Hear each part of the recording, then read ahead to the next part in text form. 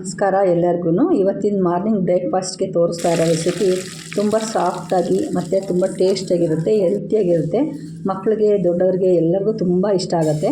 ಈ ರೆಸಿಪಿ ಪಾಲಕ್ ಸೊಪ್ಪಿಂದ ಮಾಡ್ತಿರೋದು. ಖಂಡಿತ ಟ್ರೈ ಮಾಡಿ.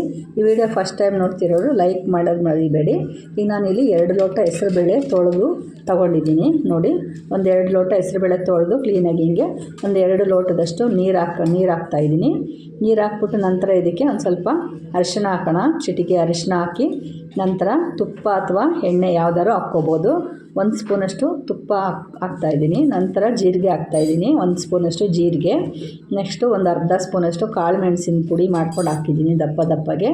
ನಂತರ ಇದನ್ನು ಚೆನ್ನಾಗಿ ಮಿಕ್ಸ್ ಮಾಡ್ಕೊಳ್ಳೋಣ. ಮಿಕ್ಸ್ ಮಾಡಿದ ನಂತರ ನಾವು ಇದಕ್ಕೆ ಒಂದು 2 ಹಸಿಮೆಣಸಿನ್ಕಾಯಿನ ಹಾಕ್ತಾಯಿದ್ದೀನಿ. ಖಾರಕ್ಕೆ ಹಸಿಮೆಣಸಿನ್ಕಾಯಿ ಹಾಕ್ಬಿಟ್ಟು ಇದು ಕುಕ್ಕರ್ನ ಮುಚ್ಚಿಬಿಟ್ಟು ಒಂದು ಸಾಫ್ಟಾಗಿ ಒಂದು 3-4 ವಿಷಲ್ ಆಗುವಷ್ಟು ಮಾಡಿಕೊಂಡು ಸಾಫ್ಟಾಗಿ ಬೇಯಿಸ್ಕೊಬೇಕಾಗತ್ತೆ. ಈಗ ನಾನಿಲ್ಲಿ ಸಾಫ್ಟಾಗಿ ಬೇಯಿಸ್ಕೊತಿದ್ದೀನಿ. ಈಗ ನಂತರ ನಾವಿಲ್ಲಿ 1 ಕಪ್ಪಷ್ಟು ಅವಲಕ್ಕಿ ತೊಗೊಂಡಿದ್ದೀನಿ.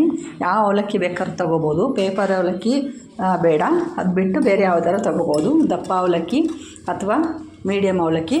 ಇದು ತೊಳೆದ್ಬಿಟ್ಟು ನಾನು ಇಲ್ಲಿ ತೊಗೊಂಡಿದ್ದೀನಿ. ನೋಡಿ, ತೊಳೆದ್ಬಿಟ್ಟು ಒಂದು ಬೇರೆ ಪಾತ್ರೆಗೆ ತೆಗೆದು ಟ್ರಾನ್ಸ್ಫರ್ ಮಾಡಿ ಇಟ್ಕೊತಾ ಇದ್ದೀನಿ. ಈಗ ನಂತರ ನಾವು ಒಂದು ಸ್ಟವ್ ಮೇಲೆ ಮುಚ್ಚಿಟ್ಬಿಡೋಣ. ಇದನ್ನು ಸ್ಟವ್ ಮೇಲೆ ಕಡಾಯಿಗೆ ಎಣ್ಣೆ ಹಾಕ್ಬಿಟ್ಟು ಸ್ವಲ್ಪ ಪಾಲಕ್ ಸೊಪ್ಪು ಇರುತ್ತಲ್ಲ, ಇದನ್ನು ನಾವು 1 ಕಟ್ ಪಾಲಕ್ ಸೊಪ್ಪನ್ನ ನಾವು ಚೆನ್ನಾಗಿ ಫ್ರೈ ಮಾಡ್ಕೊಳ್ಳೋಣ. ಚೆನ್ನಾಗಿ ನೀರೆಲ್ಲ ಸುಂಡೋವರೆಗೂ ಬಾಡಿಸ್ಕೊಳ್ಳೋಣ. ಆರಾಮಾಗಿ ಬಾಡಿಸ್ಕೊಳ್ಬೇಕು. ಇದು ತುಂಬ ಹೆಲ್ತಿಯಾದ ರೆಸಿಪಿ. ಇದು ಮಾತ್ರ ಈ ಥರ ಒಮ್ಮೆ ಪಾಲಕ್ಕಿಂದ ಮಾಡ್ಕೊಳ್ಳಿ ಖಾರ ಪೊಂಗಲ್ನ. ಮತ್ತೆ ನೀವು ಖಂಡಿತ ಮರೆಯದಲ್ಲೇ ಮಾಡ್ಕೊತೀರಾ. ಈಗ ನೋಡಿ, ಈಗ 2 ಟೊಮೊಟೊ ತೊಗೊಂಡು ಪೇಸ್ಟ್ ಮಾಡ್ಕೊಂಡಿದ್ದೀನಿ. ಇಲ್ಲಿ ಪೇಸ್ಟ್ ಮಾಡಿಕೊಂಡು ಇದನ್ನು ಹಾಕ್ಕೊತಾ ಇದ್ದೀನಿ.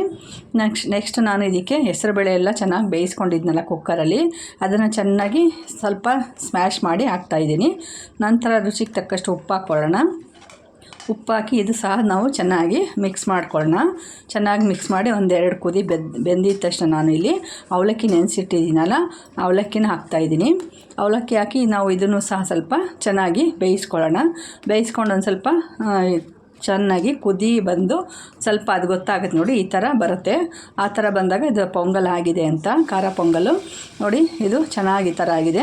ಒಂದು ಸೂಪರಾಗಿರೋ ಒಂದು ಒಗ್ಗರಣೆ ಕೊಟ್ಬಿಟ್ರಂತೂ ಮಾರ್ನಿಂಗ್ ಬ್ರೇಕ್ಫಾಸ್ಟ್ಗೆ ತುಂಬ ಹೆಲ್ತಿಯಾಗಿರುತ್ತೆ. ಇದಕ್ಕೆ ಒಂದು ಒಣಮೆಣ್ಸಿನ್ಕಾಯಿ, ಗೋಡಂಬಿ ದ್ರಾಕ್ಷಿ, ಕರಿಬೇವು, ಕೊತ್ತಂಬರಿ ಸೊಪ್ಪು ಇವೆಲ್ಲ ಹಾಕಿ ನಾನಿಲ್ಲಿ ಒಗ್ಗರಣೆ ಹಾಕಿದ್ದೀನಿ. ಹಿಂಗೆಲ್ಲ ಹಾಕಿ ನೋಡಿ ಎಷ್ಟು ಸಾಫ್ಟಾಗಿ ಬಂದಿದೆ. ಆರಿದ ನಂತರ ನಾವು ಈ ಥರ ಮೇಲೆ ಒಗ್ಗರಣೆ ಹಾಕಿ ಮಾಡಿದ್ರೆ ತುಂಬ ಚೆನ್ನಾಗಿರುತ್ತೆ.